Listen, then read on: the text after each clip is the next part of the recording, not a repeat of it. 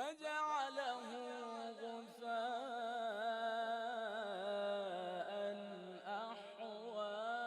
سنقرئك فلا تنسى